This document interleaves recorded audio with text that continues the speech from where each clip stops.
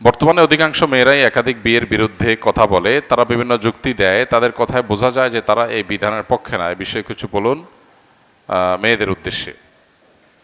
আমার মনে হয় এইটা এভাবে প্রশ্নকর্তা যেভাবে বলেছেন এভাবে পুরোপুরি সঠিক নয়, যে অধিকাংশ মেয়েরা একাধিক বিয়ের বিরুদ্ধে। এভাবে অধিকাংশ মেয়েদের বিরুদ্ধে এই অভিযোগ আনাটা আমার মনে হয় না সঠিক।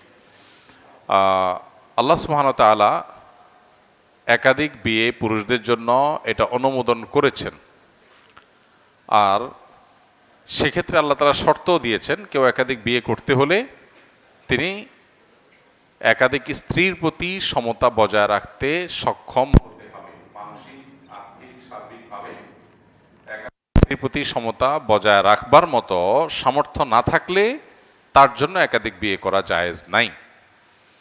এখন কোনো নারী, তিনি মুসলিম, তিনি যদি বলেন যে না আমি আল্লাহর বিধানকে বিশ্বাস করি না, তাহলে আসলে তিনি মুসলমান না। কারণ ইসলাম মানে আত্মসমর্পণ। আল্লাহ রাব্বুল আলামিনের আদেশ নিষেধ, তার সমস্ত বিধিবিধান এবং কোরআন এবং হাদিসে যা সাব্যস্ত হয়েছে, আল্লাহর পক্ষ থেকে এসেছে, প্রমাণিত হয়েছে, সেরকম সুস্পষ্ট এবং পরিষ্কার কোনো বিষয়কে কেউ অস্বীকার করবে না। এটাই হলো মুসলমানিত্ব, এটাই হলো প্রকৃত আত্মসমর্পণ, নিজেকে সারেন্ডার করা। তো আমি ইসলামের সব মানি, এটা মানি না, তাহলে এটা পরিপূর্ণ কি হলো না? আত্মসমর্পণ হলো না। এটা হলো আংশিক আত্মসমর্পণ। আমার যেটা ভালো লাগে সেটা আমি মানব, যেটা ভালো লাগবে না সেটা আমি মানব না। এটা যদি আমার থিওরি হয়, তাহলে সেক্ষেত্রে আমি আসলে আল্লাহর বান্দা না, আমি হলাম আমার প্রবৃত্তির বান্দা, আমার বুঝের বান্দা। আমার বুঝ হলো আমার রব। বুঝকে তাহলে কেউ সৃষ্টিকর্তা বা আল্লাহর জায়গায় বসাইছে, যে আমার যা বুঝে আসছে, তাহলে নিজের রব নিজে এরকম দাবি করছে অনেকটা, নাউজুবিল্লাহ। আর যদি কেউ বলে আল্লাহ আমার রব, সৃষ্টিকর্তা, পালনকর্তা, তাহলে সেক্ষেত্রে আল্লাহ তাআলা অনেক কিছুই বলেছেন যেটা আমার বুঝে আসবে না, তারপর আমি সেটাকে মেনে নিব। পৃথিবীতে বহু বিষয় আছে যে বিষয়গুলো বাহ্যিকভাবে খোলা চোখে আমাদের কাছে যৌক্তিক মনে হয় না, কিন্তু সেটার যৌক্তিকতার বহু লেয়ার আছে, বহু গ্রাউন্ড আছে।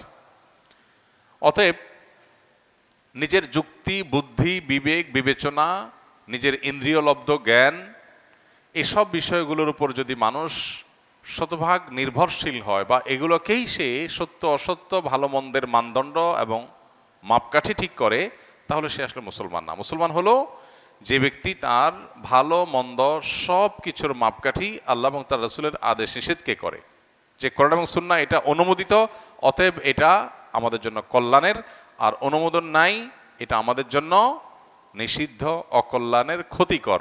সেটা আমার বুঝে আসুক অথবা না আসুক। এই বুঝ বুদ্ধি দিয়ে পরিমাপ করা এটা কোনো মুসলিমের কাজ না। বুঝ বুদ্ধি এটা মূল মানদণ্ড না। হ্যাঁ, এটা আমাদের জন্য সহায়ক হতে পারে, কোরআন হাদিসের আলোকে চূড়ান্তভাবে ভালো মন্দ ঠিক হবে, আর বুঝ বুদ্ধি দিয়ে সেটাকে আমরা হয়তো মাঝে মধ্যে বোঝার চেষ্টা করব, বুঝে না আসলেও বলবো আমান্না সাল্লামনা সামিআনা ওয়া আতা'না। আল্লাহ কোরআনে বলেছেন ঈমানদারদের কাজ হলো তারা বলবে সামিআনা ওয়া আতা'না, শুনলাম মানলাম, ব্যাস। মানুষ আজকাল ভালো এবং মন্দের যে সমস্ত সংজ্ঞা বা মাপকাঠি ঠিক করে, যে আপনি অন্যের কোনো ক্ষতি তো আর করছেন না, তাহলে সেটা ঠিক আছে, সেটা কোনো অসুবিধার কিছু নাই, সেটাকে খারাপ বলার কারণ নাই। অনেক সময় ভালো মন্দের মাপকাঠি এভাবে ঠিক করি, আমি কি কারোর অসুবিধা করছি?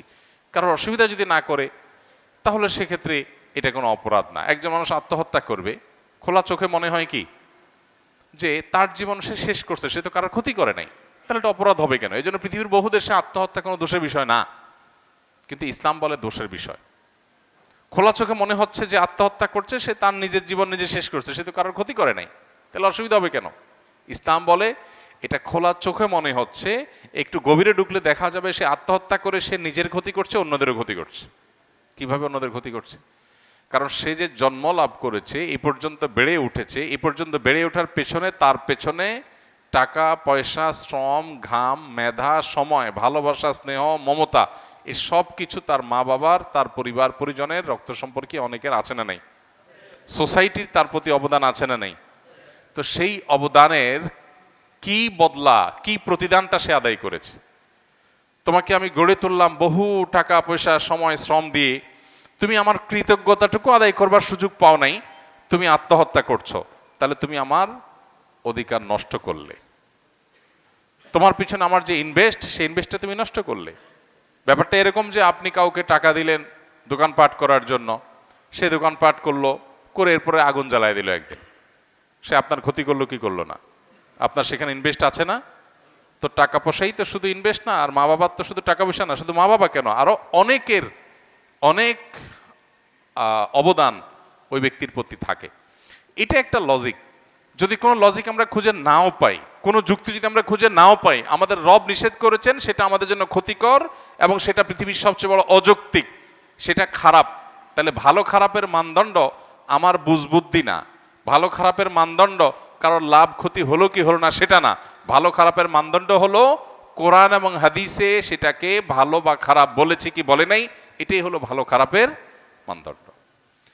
অনেক কিছুই আমাদের বুঝে আসে না। আল্লাহ বলেছেন আসা আন তাকরাহু শাইআন ওয়া হুয়া খায়রুল লাকুম, তোমরা অনেক কিছুকে তোমাদের জন্য অকল্যাণকর মনে করো, ক্ষতিকর মনে করো, বা অনেক কিছু তোমাদের ভালো লাগে না, অপছন্দ করো, অথচ সেটা তোমাদের জন্য উপকারে আসে।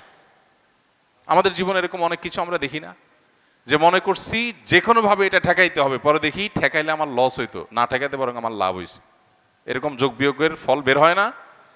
এই জন্য ইমানদার নিজের বিবেক বুদ্ধি নয়, বরং আল্লাহর ফয়সালার কাছে নিজের পরিপূর্ণ অস্তিত্বকে, সত্তাকে সে সমর্পণ করে দিবে। এর জন্যই সে মুসলমান, মানেই হলো কি আত্মসমর্পণকারী।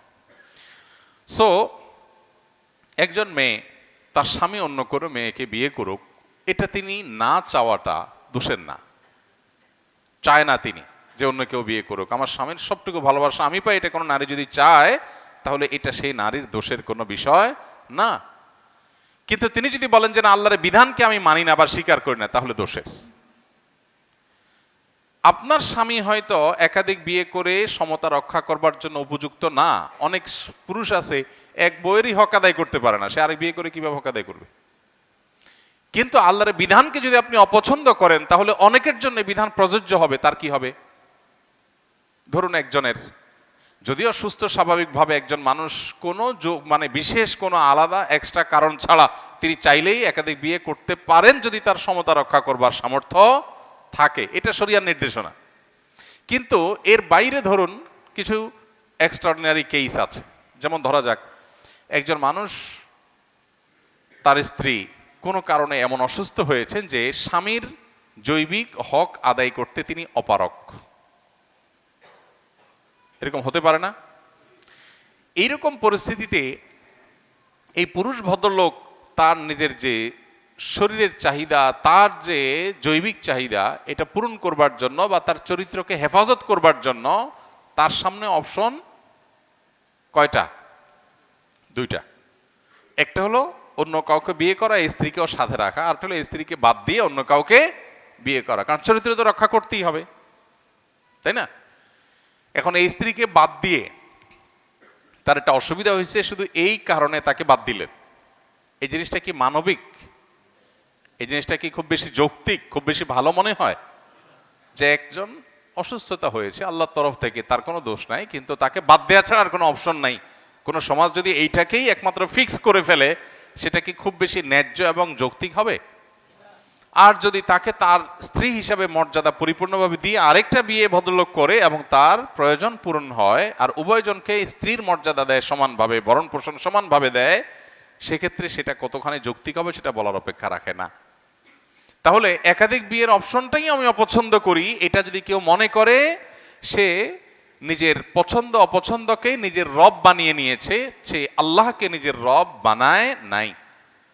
পশ্চিমের পৃথিবীতে বহু জিনিসকে তারা নিজের বিবেক বুদ্ধি দিয়ে ভালো মন্দ ঠিক করেছে, নিরূপণ করেছে, তার বহু কিছু তাদের ভুল প্রমাণিত হয়েছে এবং সেটা ওপেন সিক্রেট হয়ে গেছে। যেটাকে তারা ভালো মনে করেছে, এটা তাদের ধ্বংস ডেকে এনেছে। অনেক জাতি আবার ব্যাক করা শুরু করেছে।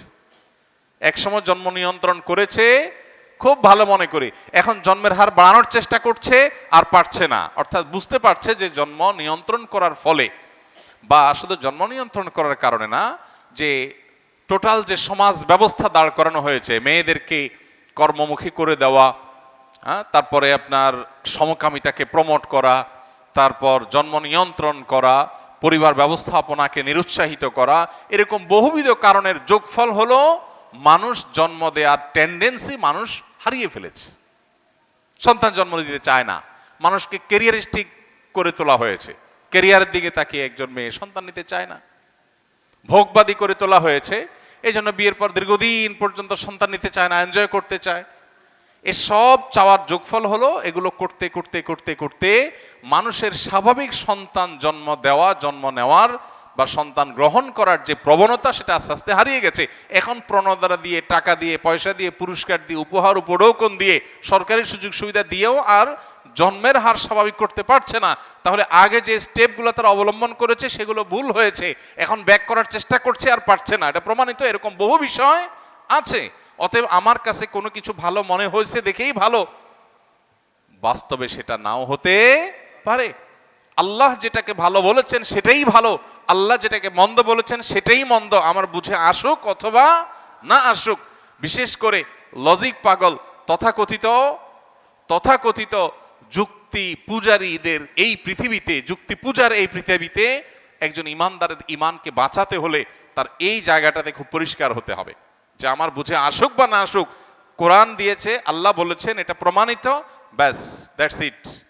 এটা উম্মার জন্য, মুসলিম জাতির জন্য, গোটা বিশ্ব মানবতার জন্য কল্যাণের, আমাদের বুঝে আসুক বা না আসুক। অতএব কোনো বোন, কোনো নারী তার স্বামী একাধিক বিয়ে করুক চায় না, এটাকে অপছন্দ করে, ইন্ডিভিজুয়াল কেস, এটার কারণে তার ইমানের কোনো ক্ষতি হবে না, বরং এটা প্রকৃতিগতভাবে কেউই তার কোনো কিছুতে অন্য কারোর সঙ্গে শেয়ার করতে সাধারণত চায় না। এই না চাওয়াটা এটা খুবই প্রাকৃতিক এবং এটার কারণে কারোর ইমানের ক্ষতি হবে না। কিন্তু যদি তিনি আল্লাহর বিধানটাকে অপছন্দ করেন বা মনে করেন এটা অযৌক্তিক বা মনে করেন এটা অবিচার, তাহলে তার ইমান থাকবে না। বুঝে আসছে কথা? তো এই জন্য দুই জিনিস, কিন্তু আমরা হুটহাট অনেক সময় মানুষকে বেঈমান বানায় ফেলাই। তাকফির করা, কাউকে ইসলাম থেকে খারিজ করা, এটা অত্যন্ত জটিল একটা বিষয়। এটা সাধারণ মাসলা মাসাইল বলার জিনিস না। একটা মানুষকে ইসলাম থেকে খারিজ হয়েছে এটা বলার আগে অনেক স্টেপ অবলম্বন করতে হয়, অনেক উসুল, প্রিন্সিপাল, মূলনীতি ফলো করে তারপরে ডিসিশনে আসতে হয়। এমনকি এটা একক সিদ্ধান্তের বিষয় না, এগুলো ফতোয়া বোর্ডের ডিসিশনে আসার কথা।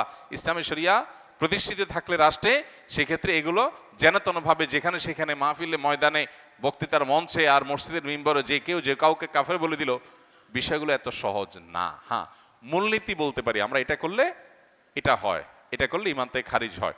ইন্ডিভিজুয়াল কেস নিয়ে কথা বলতে হলে সেটা অনেক ভেবে চিনতে, অনেক কিছুকে মাথায় রেখে কনসিডারে এনে তারপরে বলতে হবে। অতএব একজন মেয়ে, তিনি হয়তো না জেনে মন্তব্য করেছেন, এমনও তো হতে পারে কেউ জানেন না যে এটা আল্লাহর বিধান, তাহলে তিনি না জেনে মন্তব্য করছেন। তিনি যখন জানলেন যে এটা আল্লাহর বিধান, তিনি যদি বলেন যে না সরি আমি সারেন্ডার করলাম, আল্লাহ যদি কোরআনে বলছেন তাহলে তার কোনো সে নাই, আমি মেনে নিয়েছি, তাহলে এই ব্যক্তিকে আমি কি বলবো না? ইসলাম থেকে খারিজ বলবো না। বিষয় হলো খুব জটিল এবং স্পর্শকাতর।